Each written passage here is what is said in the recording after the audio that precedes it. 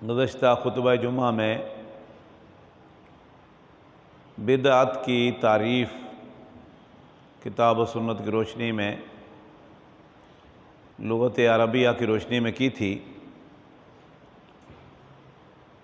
کہ ہر وہ کام جو ثواب سمجھ کر، نیکی سمجھ کر،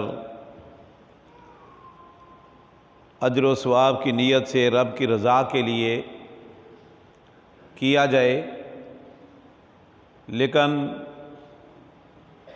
وہ کام نبی کریم صلی اللہ علیہ وسلم سے ثابت نہیں، نہ آپ کے قول سے، نہ آپ کے فعل سے،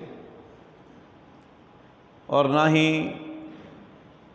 قرون اولیٰ میں اس کی کوئی مثال ملتی ہے، بلکہ یہ کام ایک نیا ایجاد کر لیا گیا ہے، ایک نئی نیکی، ایک نیا اچھا عمل، ایک کار خیر ایجاد کر لیا ہے، تو اس کو بدعت کہتے ہیں۔ جیسے قرآن کریم میں سورہ حدید میں آیت نمبر 27 میں اللہ فرماتے ہیں وَرَحْبَانِيَّةً ابْتَدَعُوهَا مَا كَتَبْنَاهَا عَلَيْهِمْ إِلَّا ابْتِغَاءَ رِضْوَانِ اللَّهِ فَمَا رَعَوْهَا حَقَّ رِعَایَتِهَا، کہ ترک دنیا، رہبانیت، گوشہ نشینی، یہ رسم، یہ طریقہ، نیکی کا یہ سلسلہ عیسائیوں نے ابتدعوہا، اس کی بدعت جاری کی ہے۔ کیوں جاری کی؟ الا ابتغاء رضوان اللہ، یہ اللہ کو راضی کرنا چاہتے تھے کہ زیادہ سے زیادہ اجر، زیادہ سے زیادہ نیکیاں ہم سمیٹ لیں۔ اللہ فرماتے ہیں میں نے ان پر یہ فرض نہیں کی اور نہ ہی کسی میرے نبی نے ان کو دی تھی۔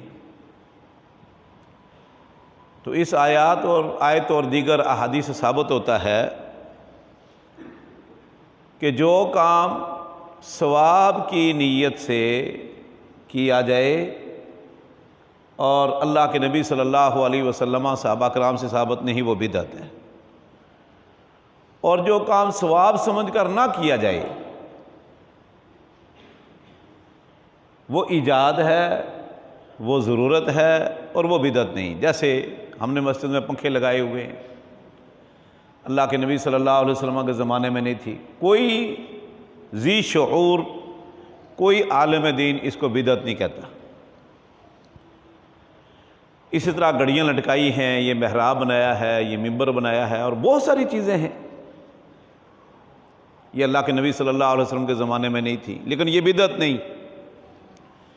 اس لیے کہ ہم نے اس لیے پنکھے نہیں لٹکا رکھے یا گھڑی کہ اس سے ہمیں ثواب ملے گا، اللہ راضی ہو جائے گا، ہماری آخرت سنور جائے گی، یا ہماری نیکیوں میں اضافہ ہو جائے گا، یہ بدعت نہیں۔ تو بدعت برخلاف سنت کے ہے، اور صحابہ کرام رضوان اللہ علیہم اجمعین، تابعین فرمایا کرتے تھے کہ جب بھی کوئی قوم کوئی بدعت گھڑتی ہے نا، اس کے مقابلے میں سنت چلی جاتی ہے۔ جب بھی کوئی بدعت امت میں رائج ہوگی، اس کے مقابلے میں کوئی نہ کوئی ایک آدھ سنت یا ایک سے زیادہ سنتیں جو نبی کریم صلی اللہ علیہ وسلم سے ثابت تھے، وہ وہاں سے ختم ہو جائیں گے، اور ان کی کوئی حیثیت نہیں رہے گی، اس پر عمل نہیں رہے گا۔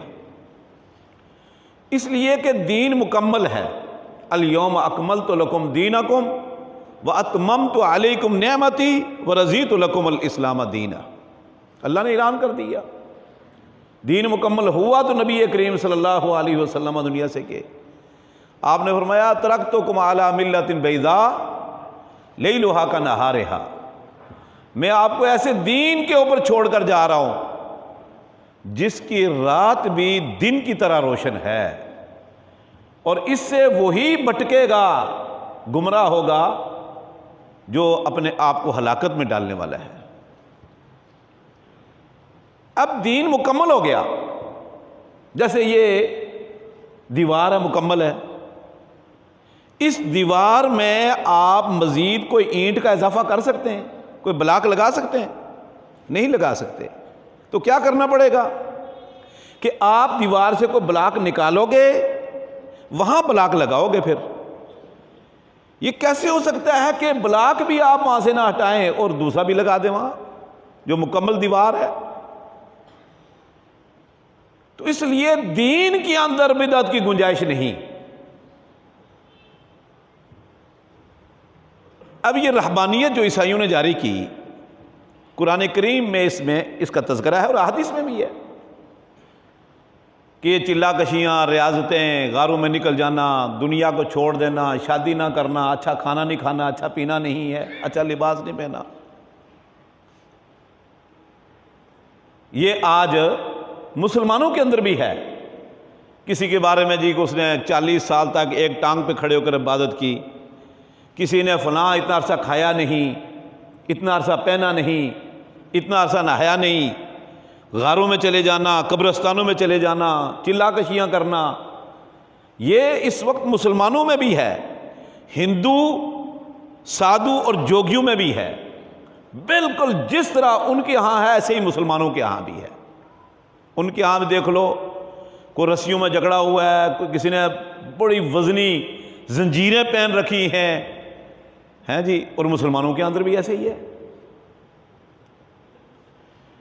تو یہ رہبانیت، اللہ کے نبی صلی اللہ علیہ وسلم نے 2 ٹوک فرمایا، لا رہبانیت فی الاسلام، اسلام کے اندر رہبانیت کی گنجائش ہی نہیں، بالکل گنجائش نہیں۔ عثمان بن مظعون رضی اللہ تعالیٰ عنہ نے اللہ کے نبی صلی اللہ علیہ وسلم سے اجازت مانگی تھی، آپ نے سختی سے منع کر دیا کہ کوئی گنجائش نہیں اسلام کے اندر۔ ہاں، ایک صورت اللہ رب العزت نے دی ہے امت مسلمہ کو گوشہ نشینی کی، وہ صرف رمضان کے مہینے میں اعتکاف کی صورت میں بھی ہے، اور اس میں بھی آپ دیکھ لیں، یہ نہیں کہ غار میں چلا گیا، اللہ کے گھر میں آ گیا ہے۔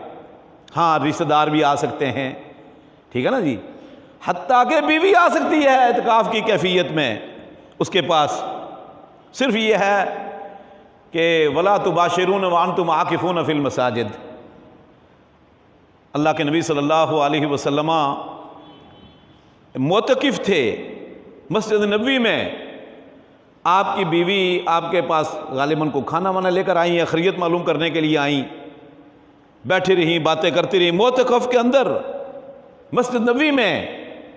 پھر آپ صلی اللہ علیہ وسلم اسے رخصت کرنے کے لیے دروازے پر گئے، تو 2 صحابی گزر رہے تھے، تو آپ نے فرمایا ٹھہرو، یہ میری بیوی صفیہ ہے، کہیں بدگمانی نہ ان کے ذہن میں آ جائے کہ یہ کون خاتون اللہ کے نبی صلی اللہ علیہ وسلم کے پاس کھڑی ہے۔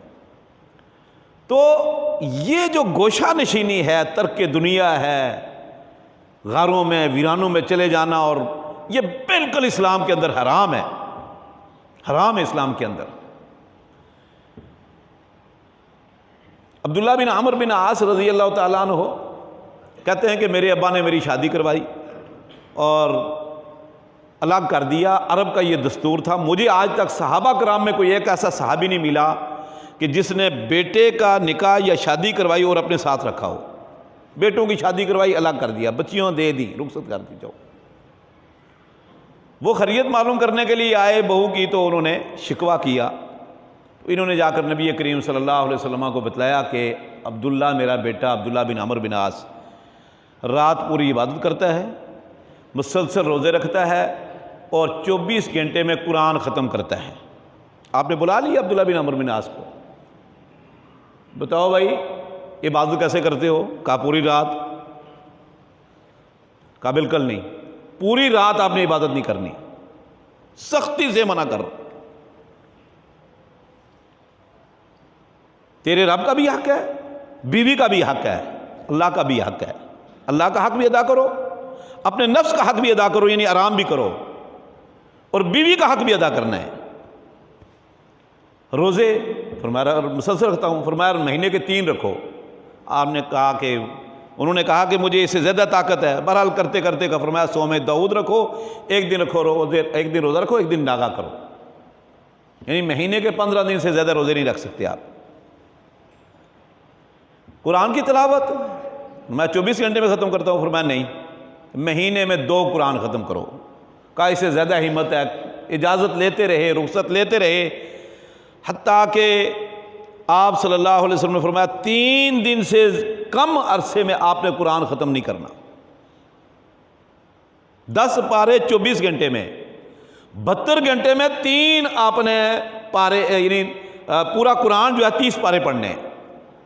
اور فرمایا کہ اس سے کم عرصے میں جو قرآن پڑھے گا اس کو کیا سمجھ آئے گی؟ پھر آپ نے فرمایا عبداللہ ان لربک علیک حق ولزوجتک علیک حق ولنفسک علیک حق، یہ سب حقوق کا خیال رکھو، یہ بالکل جائز نہیں جو آپ کر رہے ہو، سختی سے منع کیا۔ اللہ کے نبی صلی اللہ علیہ وسلم کے گھر چند صحابہ کرام آئے، آپ گھر میں نہیں تھے، عائشہ رضی اللہ تعالیٰ سے پوچھا تو باہر کھڑے باتیں کرنے لگے کہ جی اللہ کے نبی صلی اللہ علیہ وسلم تو معصوماً الخطا ہیں، تو ہم گناہگار ہیں، تو ہمیں تو بہت عمل کرنا چاہیے۔ ایک نے کہا کہ میں آئندہ مسلسل روزے رکھوں گا، ناغا نہیں کروں گا، یہ دوسرے سے اپنی نیت کا اظہار کیا، عزم کا۔ ایک نے کہا میں آئندہ شادی نہیں کروں گا، راہبوں کی طرح اور راہباؤں کی طرح۔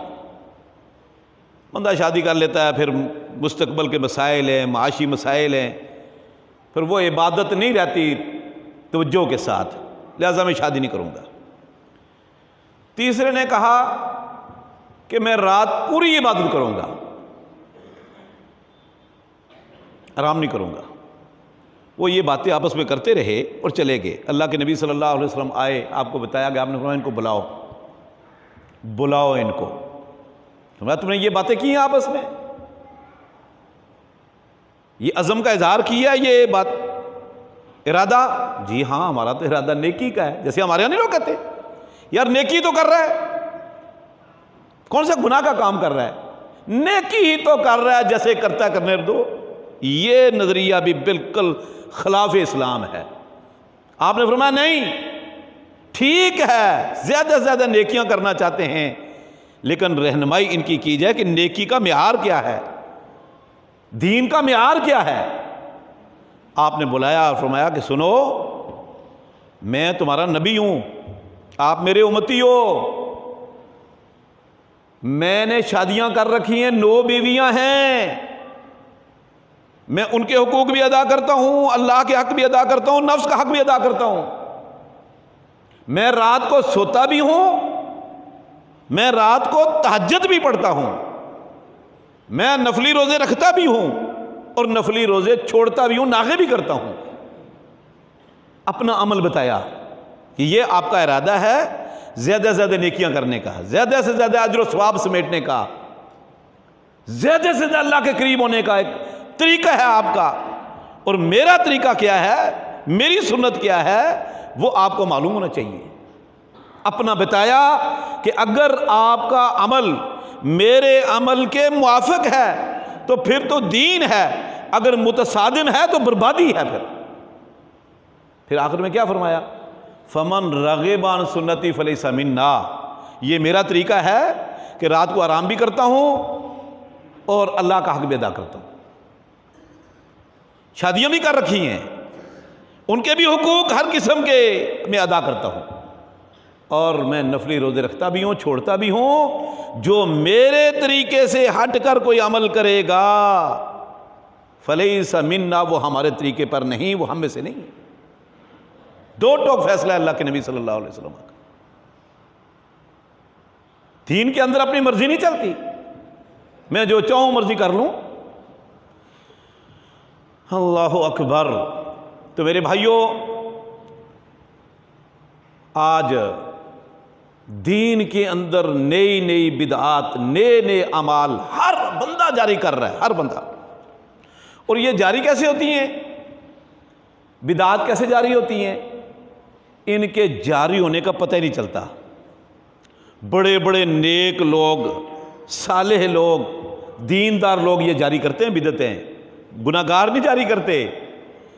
اور بعض اوقات اسے احساس ہی نہیں ہوتا چلو یار یہ بھی نیکی کر لو، یہ بھی خیر کا کام ہے کر ہی لو، اور خیر کا کام سمجھ کر اس نے شروع کر لیا چلو کر لو آج کر لو، پھر یہ بڑھتا چلا جاتا ہے بڑھتا چلا جاتا ہے حتیٰ کہ یہ نیکی بن جاتی ہے، جو اصل نیکی تھی وہ ہاتھ سے گئی۔ اس کی ایک مثال میں نے ایک جگہ پڑھی کہ ایک آدمی نے کسی آدمی کی دعوت کی، بہت اچھے مہمان تھے، دعوت کی اور کھانا جب دسترخوان پہ چنا تو ساتھ ایک چھڑی رکھ دی۔ مہمان نے میزبان سے پوچھا اور دیگر لوگ بھی موجود تھے کہ یہ چھڑی کیوں رکھی ہے؟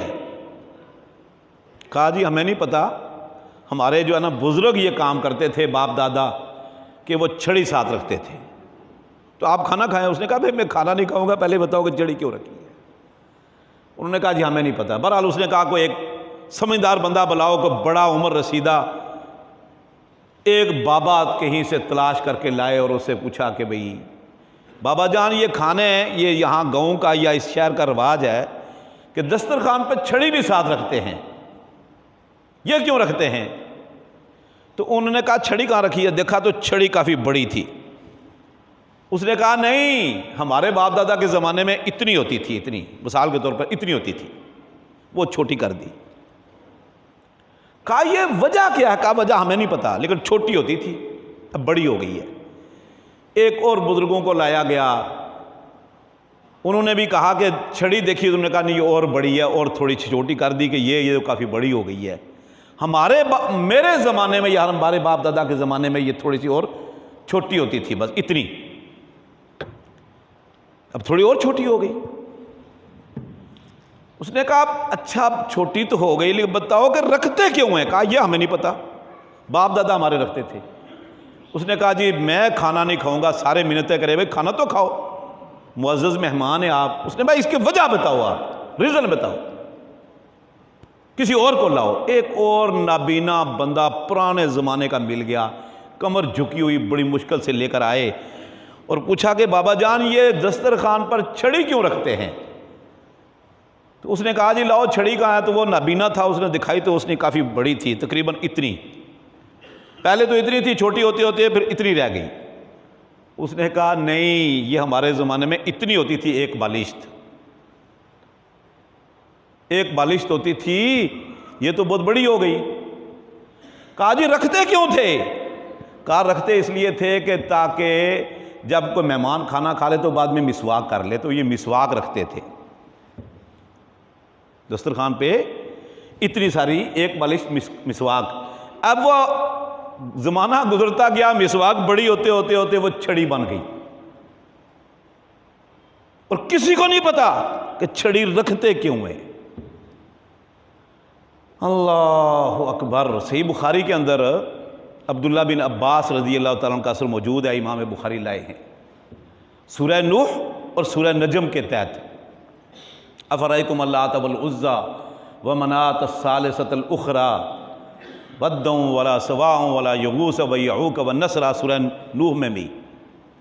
عبداللہ بن عباس رضی اللہ تعالیٰ عنہ فرماتے ہیں کہ یہ جو ود سواع یغوث یعوق اور نصر تھے نا، یہ بڑے نیک لوگ تھے، بڑے صالح لوگ تھے، بڑے برگزیدہ ہستیاں تھیں یہ لوگ۔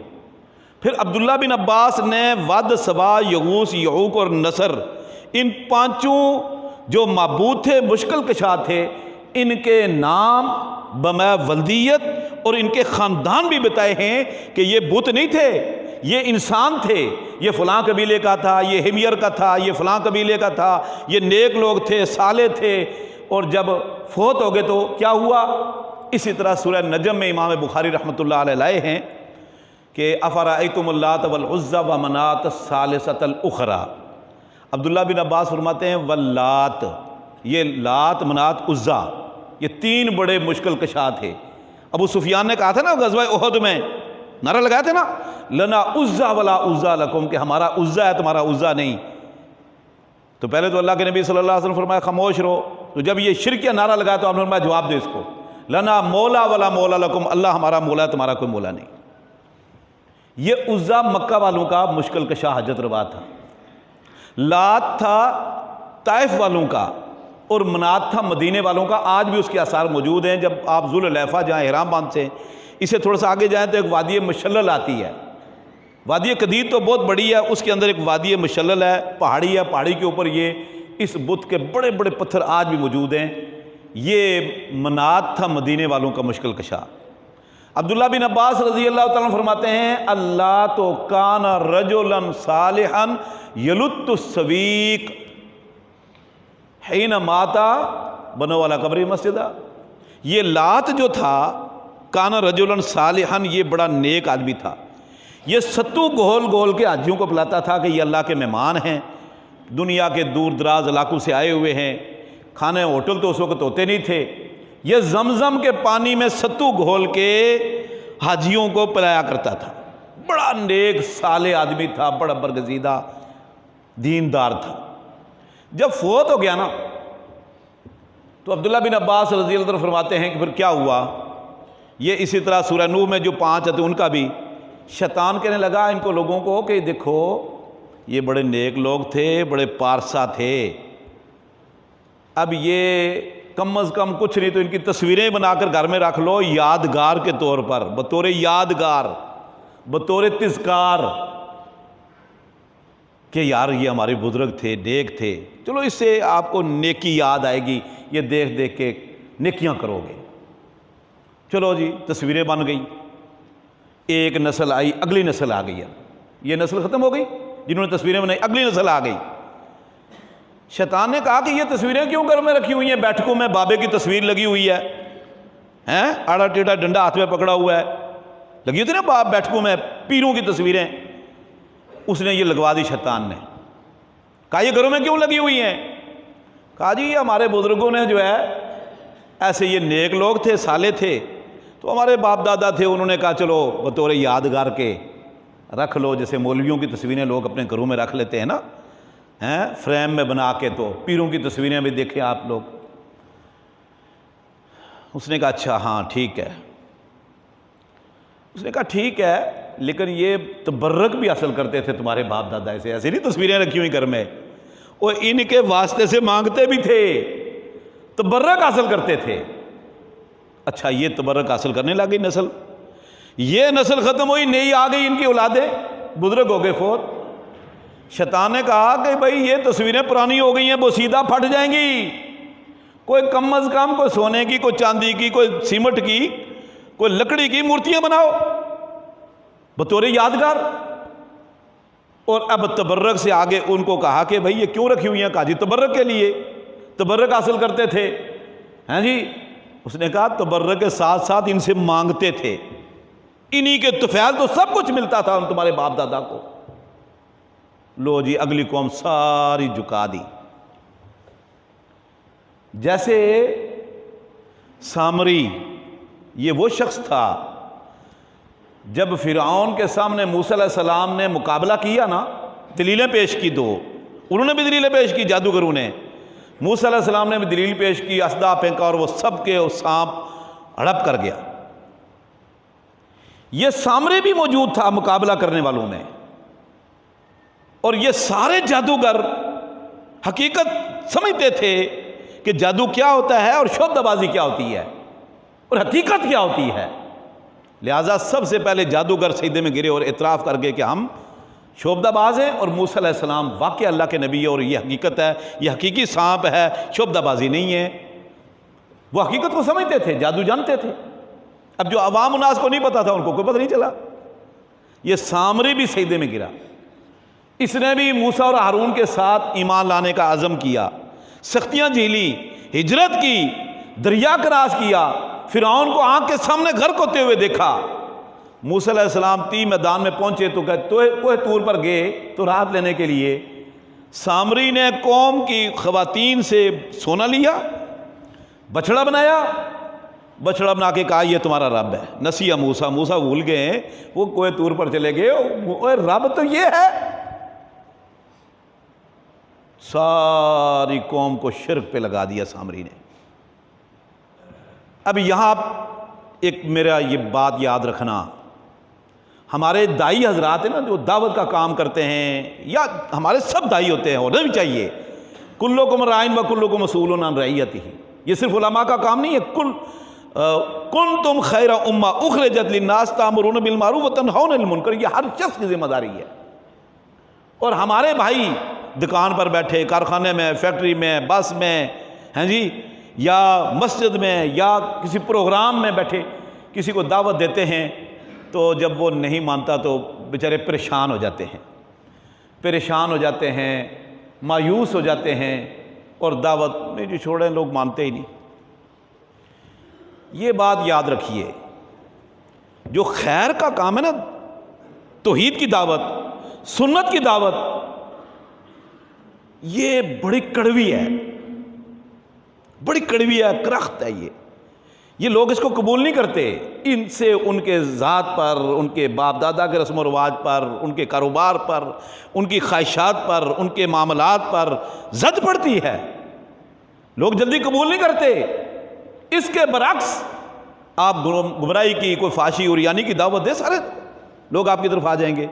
مثال کے طور پر نوح علیہ السلام نے، قرآن کریم میں اللہ فرماتے ہیں، نوح علیہ السلام نے 950 سال تک دعوت دی ہے، عمر زیادہ تھی، اللہ فرماتے ہیں 1000 سال سوائے 50 کے، یعنی 950 سال تک نوح علیہ السلام نے تبلیغ کی ہے، لوگوں کو شرک سے روکا ہے، اور جو 950 سال کی جمع پونجی ایک کشتی کی سواریاں۔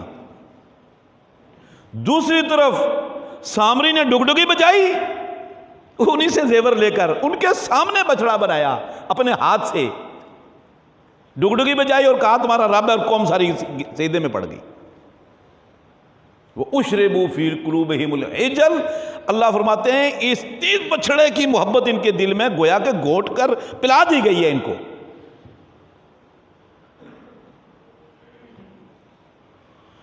اللہ اکبر، مایوس نہیں ہونا چاہیے۔ تو میرے بھائیوں، عبداللہ بن عباس رضی اللہ تعالیٰ فرماتے ہیں کہ جب اگلی نسل آئی نا، تو شیطان نے کہا نہیں یہ ان کی باقاعدہ کوئی اچھی سی کوئی اس کی تصویریں بناؤ، کوئی لکڑی کی، پتھر کی، سیمنٹ کی، کوئی سونے چاندی کی، تاکہ ایک عرصہ تک رہیں، اور پھر قوم کو اسی پر لگا، یہی معبود بن گئے، یہی مشکل کشا بن گئے، یہی خدا بن گئے، یہ سب کچھ بن گیا، اللہ کو بھول گئے۔ میرے بھائیوں، شرک اور بدعت بالکل ایسے ہی لاشعوری طور پر یہ ہمارے اندر آ جاتا ہے، شیطان ہیں جی، جیسے میں نے مثال دی نا، بالکل پتہ نہیں چلتا، وہ بات کا بتنگڑ بن جاتا ہے، آہستہ آہستہ اس کی شکل بدل جاتی ہے، پھر وہ دین بن جاتا ہے، پھر وہ شریعت بن جاتی ہے۔ لوگ اس رسم و رواج کو اور بدعت کو نہیں چھوڑتے، دین کو چھوڑ دیتے ہیں۔ صاف دلیل قرآن کی ہوگی، حدیث کی ہوگی، اس کو چھوڑ دیں گے، بدعت کو نہیں چھوڑیں گے۔ کیوں؟ کہ دیجیے باپ دادا ایسا کرتے تھے، ہمارے بزرگ ایسے کرتے تھے، چھوڑ دیں کیا؟ اللہ اکبر۔ بہت ساری حدیثیں اس بدعت کے حوالے سے نبی کریم صلی اللہ علیہ وسلم کی میں انشاءاللہ بیان کروں گا۔ میں نے ایک جملہ بیان شروع میں کہا کہ دین مکمل ہے، اس دین میں بدعت کی بالکل گنجائش نہیں، کوئی نیا ثواب، کار خیر، نیکی، نیا عمل، اس کی گنجائش اسلام کے اندر نہیں۔ لہذا جب آپ داخل کریں گے تو اس کے مقابلے میں کوئی سنت جائے گی، کوئی نبی کا اور طریقہ جائے گا۔ مثال لے کے دیتا ہوں میں اس کی، صرف ایک مثال، ذرا توجہ سے سننا۔ مثال کے طور پر آپ لوگ بھی معاشرے میں دیگر مساجد میں جاتے ہیں، نماز پڑھتے ہیں، پروگراموں میں جاتے ہیں، نماز پڑھتے ہیں۔ میں بھی بچپن میں ایک مسجد میں ہم جایا کرتے تھے، نماز پڑھتے تھے۔ میٹرک تک پہنچ گئے تو میرا طریقہ یہ تھا کہ ادھر سے سلام پھرا، السلام علیکم، السلام علیکم، مولوی صاحب نے آج ربنا آتنا فی الدنیا حسنۃ، چلو چھٹی۔ ایسے ہی ہوتا ہے، زیادہ سے زیادہ 1 منٹ کی دعا، 2 منٹ کی دعا، 3 منٹ کی دعا۔ بس 3 منٹ کی تو میں نے میٹرک تک اپنے امام صاحب کو اللہ تعالیٰ ان کی حفاظت فرمائے، بہت اچھے نیک عالم دین ہے، میں نے نہیں دیکھا کہ 3 منٹ کی دعا ہوئی ہو۔ سلام پھیرا، ہم ان کے ہاتھوں کی طرف دیکھتے، جو ہی ہاتھ اٹھائے ربنا آتنا فی الدنیا حسنۃ، اور ہاتھ ان کے ابھی بعد میں پھرتے، لوگ پیچھے سے سارے پہلے اٹھتے تھے، کئی مرتبہ وہ یوں ہی کرتے رہتے، داڑھی کو ہم گیٹ سے باہر نکل جاتے تھے اور انتظار کرتے تھے کہ امام صاحب ہاتھ اٹھائیں، دعا کریں، ہم باہر نکلیں۔ اور آپ نے بھی لوگ دیکھے ہوں گے دعا کرتے ہوئے عام جگہوں پر، پارکوں میں، ہیں جی، اور مختلف جگہوں پر سفر کے دوران یا مسجدوں میں، یہی طریقہ نا۔ دعا کے لیے سب انتظار میں ہوتے ہیں، دعا ہوتی ہے، میں کہتا ہوں طویل دعا بھی ہو، آنن فانن مسجد خالی ہو جاتی ہے۔ اور یہ وہ لوگ ہیں جو اپنے آپ کو نیک سمجھنے والے ہیں اور اللہ کی عبادت کرنے کے لیے اللہ کے گھر میں آئے ہیں، کوئی گناہ کرنے کے لیے نہیں آئے، یہ جنت کے متلاشی ہیں۔ ان میں وہ علماء بھی ہیں جنہوں نے ساری زندگی کبھی حرام نہیں کھایا ہوگا، بدکاری کا سوچا بھی نہیں ہوگا، ایسے ایسے علماء بھی ہیں جو یہ کام کرتے ہیں، تو یہ جنت کے متلاشی ہیں۔ یہ بڑے نیک لوگ ہوتے ہیں ہماری نظروں میں، ہوتے بھی نیک ہیں، اللہ نیک بنائے۔ لیکن اب دیکھ لیجئے، قرآن انہوں نے بھی پڑھا، مدرسوں میں پڑھے ہیں، عالم دین بنے، خطیب ایسے نہیں بنتا، باقاعدہ مدرسوں میں پڑھے ہیں، حدیثیں بھی انہوں نے پڑھی ہوں گی، لیکن نبی کریم صلی اللہ علیہ وسلم کی سنت کے بالکل برعکس ہے یہ بات یاد رکھنا۔ 13 سال مکہ میں اللہ کے نبی صلی اللہ علیہ وسلم نماز پڑھتے رہے، باجماعت بھی کبھی پڑھائی ہے چھپ چھپا کے۔ 10 سال مدینہ میں باجماعت نماز پڑھائی، پہلے 15 دن قباء میں، پھر 10 سال تک مسجد نبی میں، اور سفر کے دوران بھی۔ 23 سالہ زندگی میں ایک دن بھی اللہ کے نبی صلی اللہ علیہ وسلم نے یہ عمل نہیں کیا۔ 23 سالہ نبوت کی زندگی میں ایک دن بھی آپ نے عمل نہیں کیا ہو کہ صحابہ کرام کی طرف مڑے ہوں تو دیکھ رہے ہوں کہ آپ ہاتھ اٹھائیں گے تو آپ نے ہاتھ اٹھائی، منہ پہ پھیرا اور وہ چلے گئے، نہیں۔ جتنی بھی حدیث کی کتابیں ہیں، جتنی بھی حدیث کی کتابیں، بخاری سے لے کر سنن دارمی، آخری چھوٹی سے چھوٹی کتاب عمدۃ الاحکام، کتاب الجامع، بلوغ المرام تک آپ دیکھ لیں، سب حدیث کی کتابوں میں اللہ کے نبی صلی اللہ علیہ وسلم کا عمل تواتر کے ساتھ صحیح حدیث میں موجود ہے۔ اللہ کے نبی صلی اللہ علیہ وسلم سلام پھیر کر پڑھتے اللہ اکبر اونچی آواز سے کہتے تھے۔ عبداللہ بن عباس، صحیح مسلم میں ہے، عبداللہ بن عباس رضی اللہ عنہ فرماتے ہیں کہ ہمیں بعض اوقات پیچھے ہوتے تھے، اللہ کے نبی صلی اللہ علیہ وسلم سلام پھیرتے، ہمیں نہیں پتہ چلتا تھا، لیکن جب اللہ اکبر کی آواز ہم اللہ کے نبی صلی اللہ علیہ وسلم سنتے تو ہم سمجھتے آپ سلام پھیر لیا۔ پھر آپ استغفر اللہ 3 مرتبہ کہتے ہیں، اللہم انت السلام و منک السلام تبارکت یا ذی الجلال والاکرام کہتے ہیں، ربی اعنی علی ذکرک و شکرک و حسن عبادتک، لا الہ الا اللہ وحدہ لا شریک لہ الملک و لہ الحمد علی کل شیء قدیر، لا الہ الا اللہ وحدہ لا شریک لہ الملک و لہ الحمد یحیی و یمیت وہو علی کل شیء قدیر، لا مانع لما اعطیت ولا معطی لما منعت ولا ينفع ذا الجد منک الجد۔ اور آخری تک لمبی دعائیں ہیں، اللہ کے نبی صلی اللہ علیہ وسلم یہ اذکار کرتے تھے، یہ اذکار کرتے تھے۔ آپ صلی اللہ علیہ وسلم صحابہ کرام کو سکھلاتے تھے، صحابہ فرماتے ایسے یہ اذکار سکھلاتے تھے جیسے قرآن کی کوئی سورت یاد کروا رہے ہو۔ صحیح بخاری کے اندر کعب رضی اللہ تعالیٰ عنہ کو، کعب بن مالک کا آتا ہے واقعہ، اپنے بیٹوں کو اکٹھا کرتے، ان کے بیٹے کہتے ہیں کہ ہمیں یہ نماز کے بعد کے اذکار ابا جان ایسے یاد کرواتے جیسے قرآن کریم کی کوئی سورت یاد کروا رہے ہوں، تلفظ کے ساتھ سنتے ہم سے، پھر صحیح بخاری میں ہے۔ اور وہ کہا کرتے تھے کہ اللہ کے نبی صلی اللہ علیہ وسلم بھی ہمیں سکھلایا کرتے تھے، اور اللہ کے نبی صلی اللہ علیہ وسلم طویل اذکار کرتے تھے نماز کے بعد، کئی اذکار موجود ہیں، 33 مرتبہ سبحان اللہ، 33 مرتبہ الحمدللہ، 34 مرتبہ اللہ اکبر، فرمایا سمندر کی جھاگ کے برابر گناہ ہوں گے تو بخش دیے جائیں گے، صحیح حدیث ہے۔ یہ اللہ کے نبی صلی اللہ علیہ وسلم کا معمول تھا، یہ ہے سنت۔ یہ ہے 23 سالہ زندگی کا طریقہ. دعا آئی جو اللہ کے نبی صلی اللہ علیہ وسلم نے نہیں کی، 20 سنتیں چلی گئی. ہاتھ اٹھا کر دعا کرنے کا طریقہ امت میں آیا، 20 سنتیں ان کا خون ہو گیا، متروک ہو گئی آج امت سے. بہت کم لوگ یہ کام کرتے ہیں. اتنی یہ زہریلی چیز ہے یہ بدعت، اتنی زہریلی. اور یاد رکھنا، اللہ اکبر، یہاں یہ اہل حدیث غیر اہل حدیث کی بات نہیں ہو رہی.